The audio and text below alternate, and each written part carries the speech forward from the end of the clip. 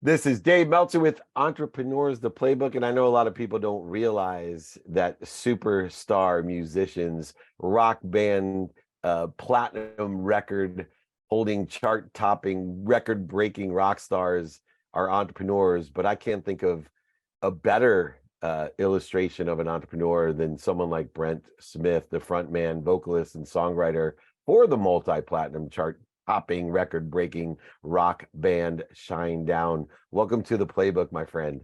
I'm going to take you on tour with me every time I go out on tour. I'm just going to have you just walk in front of me and you can do it all, man. Like I'm going to put the ball in your court. I love it, man. With me everywhere.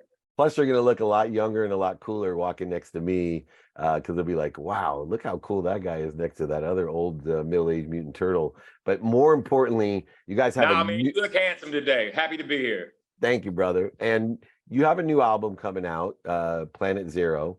What's out now? It's out, but you have an upcoming tour in the US coming out. Yes, right? yes. Thank you for the clarification. And to that, you've done this so many times.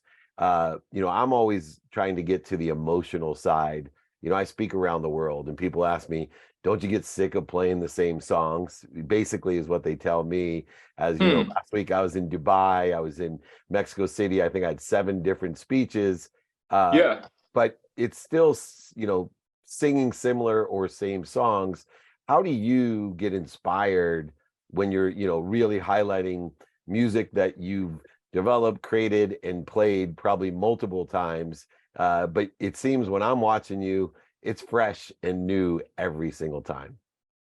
That's really the dynamic, what you just said. You have to remember that there's going to be people in the audience that may have seen you 100 times, actually, but there's a lot of people in the audience that they are seeing you for the very first time.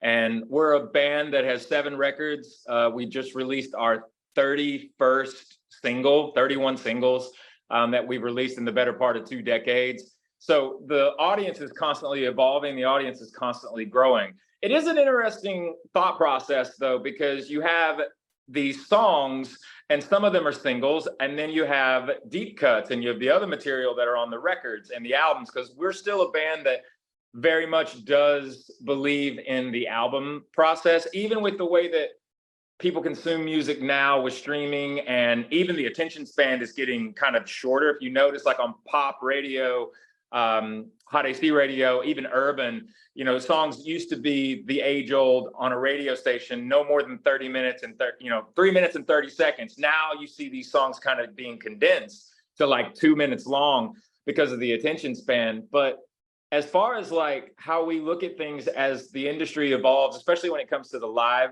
aspect of what we do, we're always focusing on how can we do it better tonight than we did it last night. I still get extremely nervous before I get on stage. I have the entire time that I've been performing live. I would be worried if I didn't get nervous because it lets me know that I'm alive. But you just try to make sure every night, man, you're trying to perform those songs better than you did the night before. And you really have to put it on yourself and your bandmates, if you're in a band. So you got to remember, though, man, there's different kinds of people from all walks of life in that audience. And a lot of people that are in the audience, they may have seen you a few times, but you also want to, in your best ability, you want to blow their mind because they've seen you a lot of times, and do something different or add to the production, add to the way that you speak to the audience. Don't do the same thing over and over again. You have to have some consistency and you have to have some choreography, especially when you're doing arena touring or big scale festivals, amphitheaters. We're the band that once we could show up with production and it wasn't one of those things where there was a couple of par cans and a backdrop, we could actually spend money on the production. We did it because it's a performance, and you want to, the people that have been there from the beginning, you want to give them something new every time. And the people that they're just coming to see you for the first time, they've had all these songs, all these records that have built up to this moment where they're going to watch you play a collection of those songs. And we often say in the band, if you walked into the venue to see us, our job is to make sure you float out. Right on. And there is a frequency or a vibration, especially with music, even more than performing as a speaker, an inspirational speaker, a corporate speaker, whatever it is. And I have what I call a bedtime story philosophy. And it really hit home because, if I see a band like yours or the Rolling Stones or, others, I'd be disappointed if they didn't tell me the same story. If they didn't play the hits, and knowing too that those hits resonate with the first time people that have never heard you play in person, which is different, of course, than an album as well. And I think as much as there's short time span to stimulate interest, to attract new people, new audience, and new community, that when you're live, people are more present to be able to hear a Queen Bohemian Rhapsody to its full version, the long version, and they get excited not to just get the smaller 2.5 minute or 3 minute jolt of energy of excitement. And I do want to point out one thing. I used to say I get nervous before every presentation that I give, and I've realized that nerves and excitement are the same frequency. And when someone has such success and experience, I always like to define the way that you feel before as excitement more than nerves, because you're well prepared. And I think knowing that, but to the understanding of vibration or frequency, I think musicians, to me, especially, the top of the class like you, really understand frequency and vibration, this emotional connection to a band that is far more than the lyrics. It's far more than the sound. It's actually a connection that's made through frequency, and that there's going to be a resonation between you and the audience, this connection that's beyond just, entertainment. It's actually, in my opinion, almost spiritual or inspirational, in the sense that you're connecting at a frequency or vibration. Doing as many concerts that you've done, creating so much vibration and frequency, how do you best describe that type of connection beyond entertainment, one of frequency or vibration, that you're connecting at a different resonating level than a normal content? I would attribute it to every concert is kind of like planting a seed, and from that, the audience and the performer should grow together. And it's a very interesting way of looking at it. I mean, we're built out of energy. And, like, I'll give you an example. We have a thing that we call the dance. And it happens backstage with our crew, the fundamental crew that are back there with us, right before we get on stage, and it's time for us to do what the four of us do. But make no mistake, there is an immense amount of people behind the scenes making everything that you're watching actually happen. From the back of the house to the middle of the house to the front of the house, all those elements are, it's figuratively and literally electric. You're dealing with electricity, but the thing is we call it a dance because everybody back there, we have our pre-show ritual that we do an hour out. And then as we arrive backstage with everyone, from, the only person we don't have back there with us is our boy Andy Meyer, who is our front of house engineer, and Carter, our lighting director. And so they're out at the front of the house, but everybody back there with us, like everybody has like a wild handshake that they do with each other. And then like every band member goes around to each person back there, from automation to video to the rigging to the monitor engineers, all the techs, Drew, which is Zach's tech, Hoogie, which is Eric's tech, Ricky, who's Barry's tech. Every single element back there, our stage manager, our production manager, our tour manager, Erin, who literally, she runs all of our lives on tour, not only the band and the crew, like she takes care of everything production wise backstage, and everybody has a moment with each other. And you can literally see, if you look close enough, you can see energy kind of swirling around back there. And then when we go up and the video wall opens or the kabuki drops, the audience is seeing the four of us, but it's not just the four of us. It's us and a staff of about 70 plus people all making it work. That's so amazing. And there has been a transition, which I think a lot of artists uh, from the inside see, and you've sold over 10 million albums, but that creates a community of a size, scope, and scale that most artists couldn't even fathom. But like in my profession in building personal brands and athletes and entertainers as well, when you have 6.5 billion, I'm going to repeat, 6.5 billion, more than global streams in total now, that creates a I'm going to be community. the weirdo because I know I'm going to get in trouble if I don't say anything. Technically, it's closer to 8 billion now. Good, yeah. And it's actually, I think it's closer to 20 million records when you put it all together, which I just want to say this real quick, is ridiculous. Is insane. It's not it's actually hard to comprehend. And it's all because of the audience. It's all because of the fan base. I swear to you it is. Ultimately, we have one boss in this band. It just happens to be everybody in the audience. It's astonishing, you know, that we are able to do what we love for a living, but the audience allows us to do it. And where do you see the difference? You know, I come from an area where I'll post a video, an inspirational video, and my team will say, "Oh, you know, it didn't perform. It only got 40,000 views." And now, you know, I'm 55 years old, and I'm like, you realize, you know, that's like Petco Park. And if somebody told me that somebody would watch a 3-minute inspirational video of mine at Petco Park in front of 40,000 people, it is beyond me. And I'm sitting here saying, I can't fathom the size, scope, and scale of 20 million albums, let alone 8 billion streams. Where have you seen the difference? Neither can I.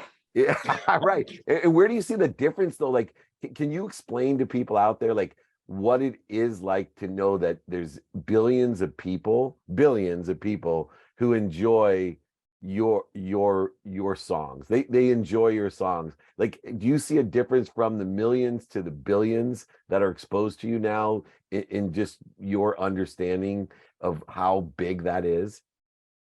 Yeah, I mean, it depends on how you're quantifying the streams and or the sales at a certain particular moment. I mean, we're at over 8 billion people on the planet.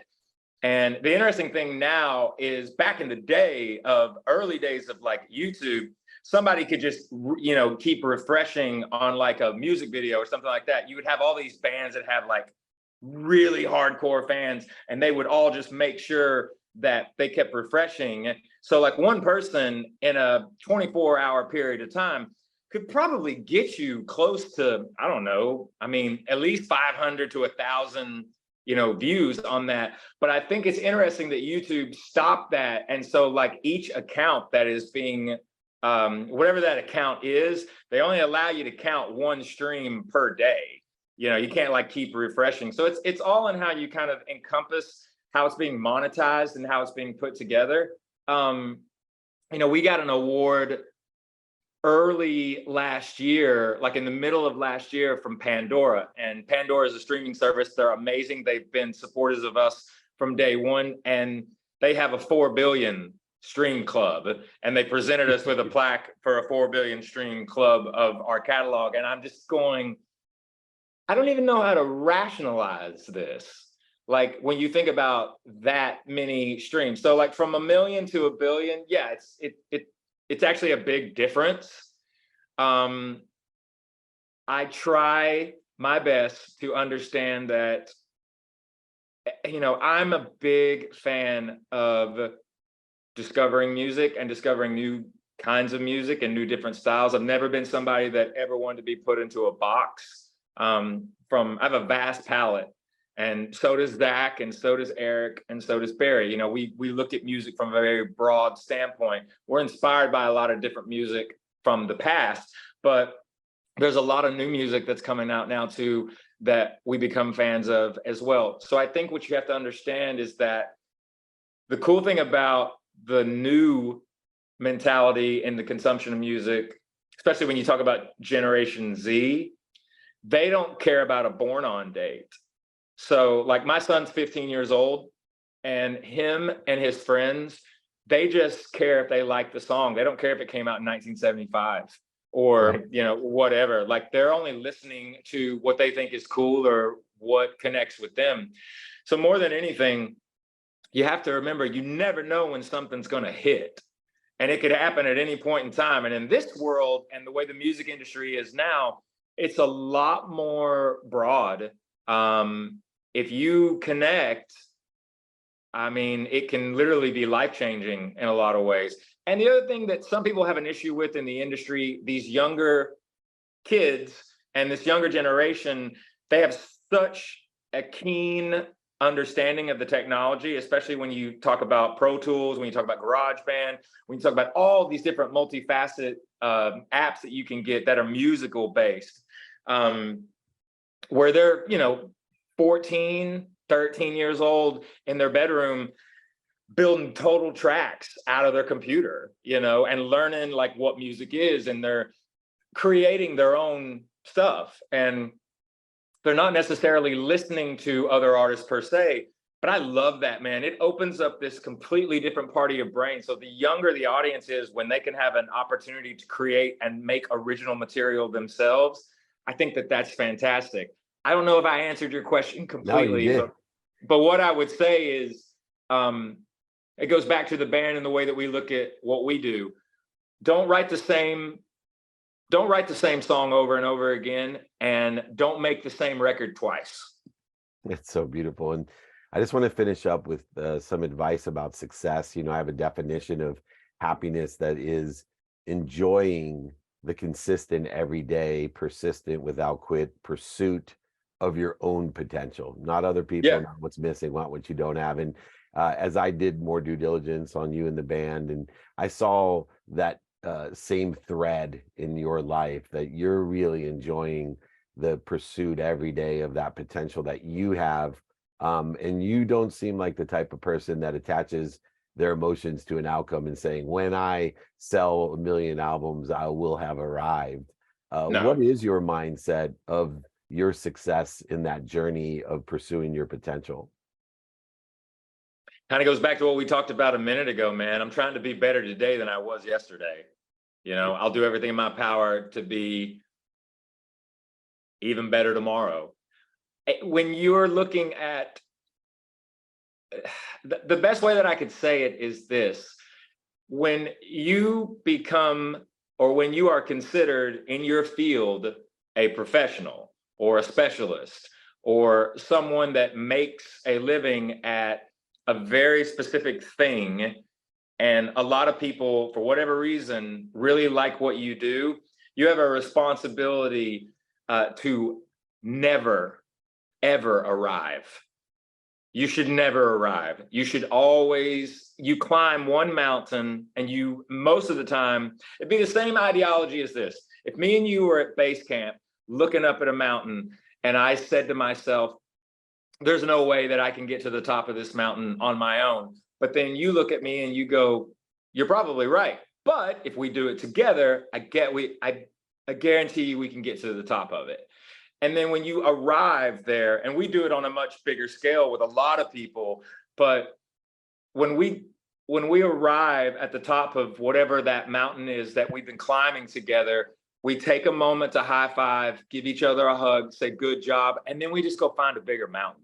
And what's so interesting about that mountain and finding new mountains is, when I think of Brent Smith, I think of an icon that's reaching up to ask for help from those that are in the higher base camps, but also as a humanitarian, always reaching back to help other people, your team members, your audience, your community, reaching back to elevate them to a higher base camp as well. And I love that icon that represents you as an icon of reaching out and asking for help for you to reach your potential, but still with a hand behind, really elevating others to elevate themselves as well, which I think is aligned with the idea of Shinedown. And Brent Smith, you've been with your band shining down on all of us for so long, and I can't wait to catch you at some date on your US tour. I've really become a fan, as I am blessed to raise my awareness to so many different extraordinary people, which you definitely are. And I suggest everyone go ahead, start streaming, but definitely catch them live. It's a completely different experience when you see the great ones live, and your band is certainly historically and in the future one of the best touring bands that we're going to see in the United States. Thank you so much, Brent Smith, for all of your wise, sage advice, and also shining down the joy, happiness, vibration, and frequency to lift us all to a better existence and a happier life. I really believe that, and music is one of the best ways to do it. Brent Smith here with me, David Meltzer,